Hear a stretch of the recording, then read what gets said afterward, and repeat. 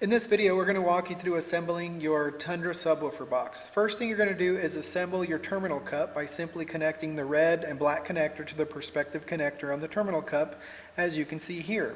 Make sure you use a socket and tighten it up. Don't break anything, but make sure it's snug. Alright, so next you're going to flip the box over, insert the wire into the back of the box, then using the included screws, carefully attach the terminal cup to the back of the subwoofer box, and then flip the box back over.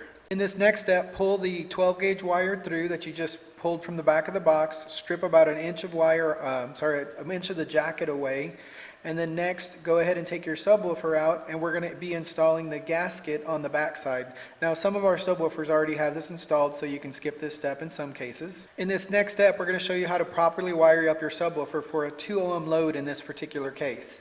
What we're going to do is we're going to be connecting the two positives and the two negatives together on one side on one voice coil, and then we're going to make a jumper using excess wire to connect the other voice coil like you're going to see here. Alright, so here Alfred is simply connecting the two reds and the two negatives to one voice coil. Then with his jumper he's going to connect the red and black wires to the other voice coil, as you can see here.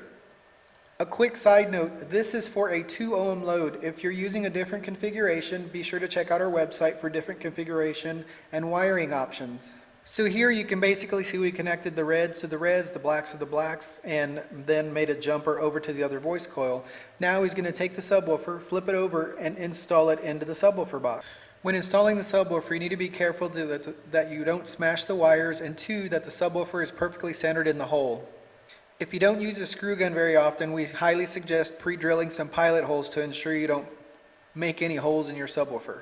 Okay, so very much like a vehicle wheel, you're going to want to start on one side, then put a screw on the opposite side, and keep just snug each side up. Don't tighten it up completely. Here you can see Alfred is going from one side to the other, making sure that the subwoofer is sitting in there without any resistance. And then obviously just simply tighten up the rest of the screws, come back through one more time, tighten everything up, make sure it's snug, and you're ready to install this subwoofer box. Be sure to check out the rest of the videos in this install series. Be sure to subscribe to YouTube while you're here as well. Thank you.